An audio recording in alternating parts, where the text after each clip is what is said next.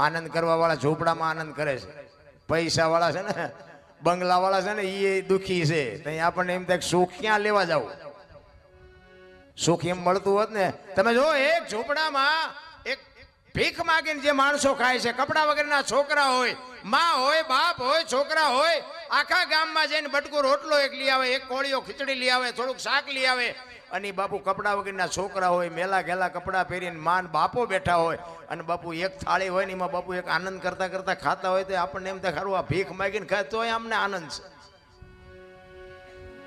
અને કરોડપતિ ત્યાં જાય ને વહુ આમ મોઢું કરીને બેઠી હોય ને છોકરો આમ મોઢું કરીને બેઠો હોય, આપણને એમ થાય કે આ બંગલા દિવાળી નો મૂકવી જોઈએ. ક્યાં સુખ લેવા જવું? અરે સુખે તમારી પાસે છે ને દુઃખે તમારી પાસે છે. આપણા ગઢા એ બાપુ આમાં બધાએ જોયું છે ને બધાને ખબર છે આપણા ગઢા કેવી જિંદગી જીવીને ગયા છે. હે અત્યારે હું ઘટે છે, મારા બાપ જ્યાં જાવ ત્યાં બધા રોવે છે, અમારી પાસે કઈ નથી, અમારી મરો કઈ ન હોય તો શું જોવે છે તમારે?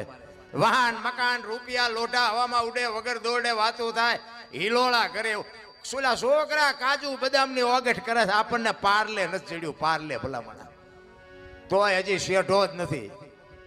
મને તો એમ થાય હારું કાલ મરી જઈશું, આવી જિંદગી જીવવાની હવે જીવ એવું જ હવે આવ્યું. બોલો બધા કે સ્વર્ગમાં આમ છે, સ્વર્ગમાં આમ છે, ત્યાં કે હોનાના સિંહાસન ઉપર ઇન્દ્ર ભગવાન બેઠા છે, અહીંયા ઇન્દ્રની અપસરાયું નાચ કરે છે, અહીંયા ફુવારા છે, તો અહીંયા કોઈક જી આવ્યું હોય તો કોને મારે પગ ઝાલવા છે? જી આવ્યું અહીંયા કોઈ? બધું ડીંગો ડીંગે ચાલે છે. આ છે ને આર્ય સ્વર્ગ છે, બાકી કોઈ સ્વર્ગ બર્ગ છે નહીં. તમે હા મારે ને તમારે શું હગું શું છે? બોલો મને. આ આપણો દાખલો લ્યો ને, તમારું ને મારું હગું શું? આ ફતેહગઢમાં મારે આવવાનું થાય શું કામ? તમારે મને બોલાવવાનું થાય શું કામ? આના સિવાય બીજું કોઈ સ્વર્ગ વર્ગ નથી. અને મેં 25 વર્ષ ખટારો હાંક્યો, આખી દુનિયા રખડીને બેઠો છું, કાંઈ રામ છે નહીં. આજે આપણે ભેગા થઈને બેસી છે ને આનંદ કરી છે ને, હામો મળે ને જય માતાજી કરે, કોક જય સીતારામ કરે, જય શ્રી કૃષ્ણ કે. આ જિંદગી છે ને આ જ સ્વર્ગ છે, બાકી કાંઈ છે નહીં. રામ હરિના નામ સિવાય બાપુ ઉદ્ધાર નથી. એક ઘડી હાથી મેં પુણ્યા તુલસી સંગત સાધકે કટે કોટી અપરાધ. 24 કલાકમાં મહાપુરુષો એટલે કહે છે.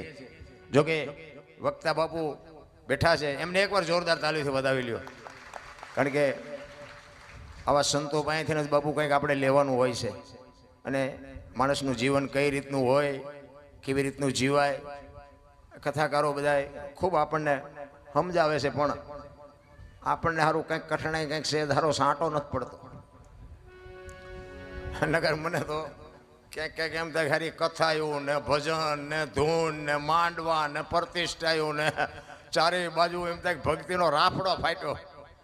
તો મને એમ થાય કે આટલી બધી ભક્તિ થાય છતાં બગાડ કાં નથી ટકતો? વિચારવા જેવું નથી? આપણા ગઢા એટલું નહોતું કરી શકતા હતા. તો આ બધા વાપરે છે ખોટું છે મેં ન કહેવાય. 5 ગામ ધુમાડા બંધ જમતા હોય, આટલા બધા લાખો રૂપિયાના દાન કરતા હોય, આટલી બધી ભક્તિ હોય, આ બહેનો આ ભાઈઓ બધા કાંઈક ભોગ આપતા હોય હહોની રીતે. તો મને એમ થાય ખારું આ બગાડ કાં નથી અટકતો? આ મટે ને જ કહે ને, પણ આ સે અહીંયા તું ફોરેવો જોઈએ ને. તો આ ખોટું છે એમ તો આપણે બોલાય ને. એટલે કાંઈક માથાકૂટ વાળું છે.